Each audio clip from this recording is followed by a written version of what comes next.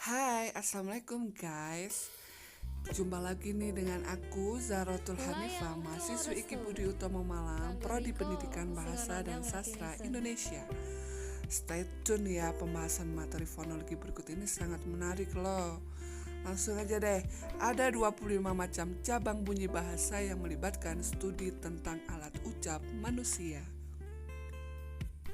Yang pertama, ada paru-paru, batang tenggorokan, pangkal tenggorokan, pita suara, krikoid, tiroid, artiroid, dinding rongga tenggorokan, epiglotis, akar-akar lidah, pangkal lidah, tengah lidah, daun lidah, ujung lidah, anak tekak, langit-langit lunak, langit-langit keras, gusi dalam, gusi belakang, cekuk gigi, lengkung kaki gigi, gigi atas, gigi bawah, bibir atas, bibir bawah, mulut, dan rongga hidung.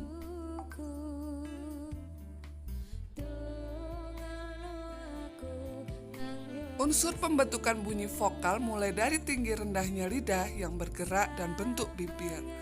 Klasifikasi bunyi bahasa segmental didasarkan berbagai macam kriteria, yaitu ada tidaknya gangguan mekanisme udara, arah udara, pita suara, lubang lewatan udara.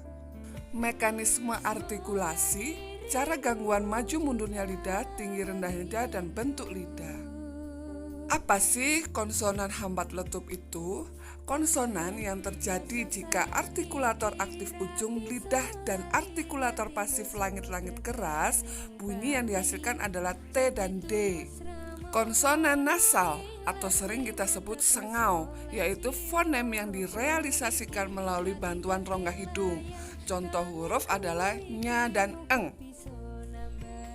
Konsonan geseran atau frikatif, konsonan yang dihasilkan dengan menolak udara melalui saluran sempit yang berhasil dengan merapatkan bibir bawah pada gigi menghasilkan bunyi F. Lidah diluruskan memanjang menghasilkan huruf S dan Z. Konsonan getar, konsonan yang dihasilkan oleh getaran antara artikulator dan tempat artikulasi. Bunyi yang dihasilkan adalah huruf R. Konsonan sentuhan, konsonan yang dihasilkan dengan artikulator menyentuh sesaat titik artikulasi. Tempatnya berada di ujung lidah dan di belakang gusi. Konsonan sentuhan kuat, konsonan yang pembentukannya pada prinsipnya sama dengan konsonan sentuhan. Apakah yang dimaksud dengan pengaruh bunyi? Pengaruh mempengaruhi bunyi bahasa menyangkut dua segi, yakni pengaruh bunyi bahasa dan pengaruh bunyi bahasa.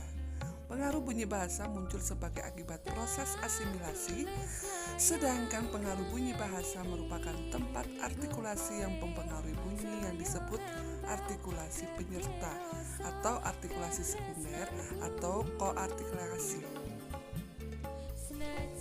Identifikasi kala transkripsi dan transliterasi bunyi. Transkripsi adalah penulisan atau pengubahan teks dengan tujuan untuk menjalankan lafal bunyi fonem, morfem, atau tulisan sesuai dengan ejaan yang berlaku. Transliterasi bunyi adalah pergantian huruf dari abjad yang satu ke abjad lainnya tanpa menghiraukan lafal bunyi kata yang bersangkutan. Apa sih yang dimaksud dengan bunyi suprasegmental? Bunyi yang dapat diklasifikasikan berdasarkan ciri-cirinya sewaktu diucapkan. Identitas sifat khas suatu fonem. Fonem adalah bunyi bahasa terkecil yang bersifat fungsional, artinya satuan memiliki fungsi untuk membedakan makna.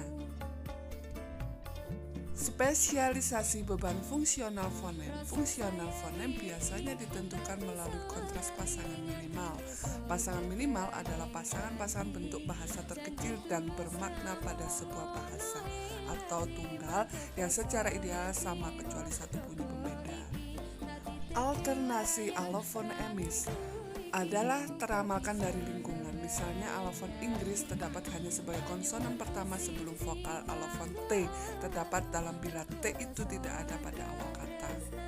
Penafsiran fonem, yakni bunyi bahasa yang dapat berfungsi membedakan makna kata. Kalau dalam fonetik kita memiliki bunyi yang berbeda, maka dalam fonemik kita memiliki apakah pembeda bunyi tersebut mempunyai fungsi. Apa yang dimaksud dengan premis dan hipotesis kerja suatu fonem? Premis adalah pernyataan yang berhubungan dengan suatu hal yang dijadikan sebagai landasan kerja.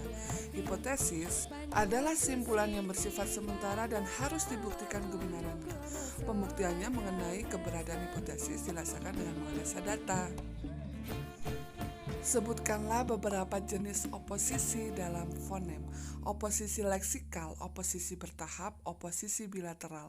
Antara dua fonem tidak ada dalam pasangan lain. Posisi ekuipolen bukan karena perbedaan kualitas. Oposisi belintang antara leksem yang berlawanan.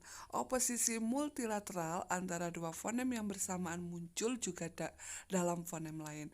Oposisi privatif antara dua fonem yang satu mengandung suatu ciri yang lain tidak.